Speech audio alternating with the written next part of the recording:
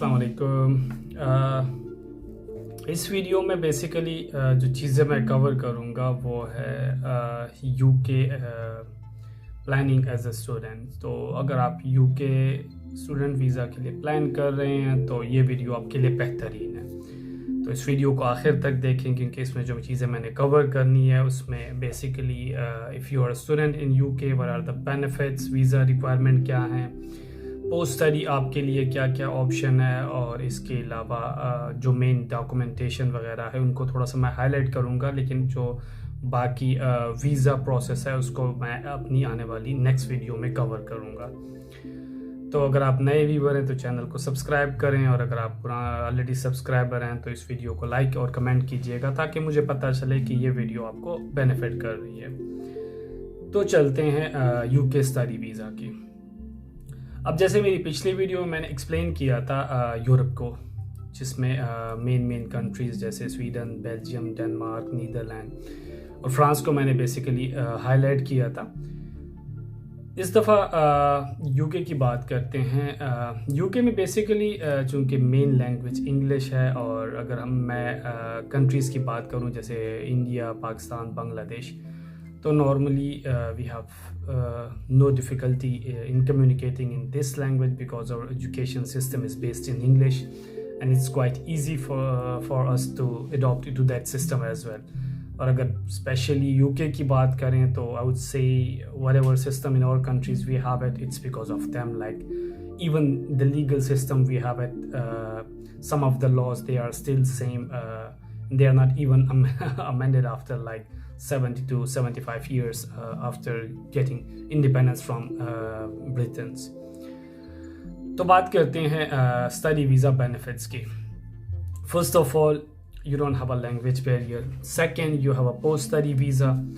Third, during study, it's easy to find a job in UK, and you can easily manage your fees and that stuff.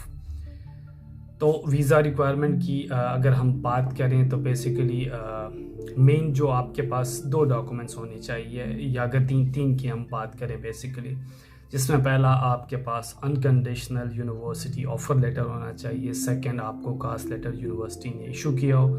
Third, आपके पास bank statement ready होनी चाहिए 28 days stable amount की, जो उनकी requirement है। तो अगर आपके पास ये तीन चीज़ें हैं तो you just apply for your visa, पे the NHS fee, and after that you will definitely get your visa. And if you are planning for higher studies like master or PhD, you can bring your family with you to UK as well. अब post study visa में UK ने काफ़ी changes किए हैं, and after Brexit they really want people to stay in UK because they have a labour shortage. Even like last time I remember they announced like 5,000 visas for the truck drivers and that as well. And beside that, if you look into their market, so you have more opportunities as compared to previous years. अब basically ये चीज़ें UK में हुई कैसी हैं, तो इनका जो मेन रीज़न था वो ब्रेक्सिट था। ब्रेक्सिट से बेसिकली इनको इफ़ेक्ट क्या पड़ा, तो पहले यह होता था कि अगर यूके चूँकि यूरोपीय यूनियन का पार्ट था, और यूरोपीय यूनियन में ये लॉ है कि अगर आपके पास किसी भी कंट्री का पासपोर्ट है, even on a residence permit, you can travel to any European country, work there for 3 months and then come back to the origin country. तो पोलैंड, रोमानिया, इसके अलावा बाकी जो छोटी कंट्रीज थी, स्लोवेकिया, स्लोवानिया, लिथुआनिया, इनके लोग बेसिकली 3 महीने जाके यूके में काम करते थे, उसके बाद 3 महीने वापस आके जर्मनी या बेल्जियम या बाकी कंट्रीज़ में काम करते, उसके बाद ये सर्कल ये चला रहे थे। Even I heard from my friends over there, so even they were having like houses on permanent basis, and they were moving in a form of groups. Like एक ग्रुप यूके जा रहा है, दूसरा UK से Germany आ रहा है, उधर Germany से बेल्जियम जा रहा है। तो basically they were having a circle. इनको यूके को बेनिफिट ये था कि इनको basically as a seasonal worker treat करते थे, जो कि यूरोप में अलाउ भी है। Even like last time when I was there in Belgium, so we were allowed to work for like consecutively 3 months as a seasonal worker. Even like we were not paying taxes on that amount as well. तो ये कुछ चीज़ें थी basically जो कि Brexit के बाद, अब ज़ाहिर बात है उन लोग जब ब्रेग्जिट हो गया तो ये they don't have that kind of amnesty, and now if they want to work there either they have to claim the resettlement program or they have to get a visa, which is difficult in some cases. तो काफ़ी बड़ी population वहाँ से उठ के European के दूसरे countries में चली गई।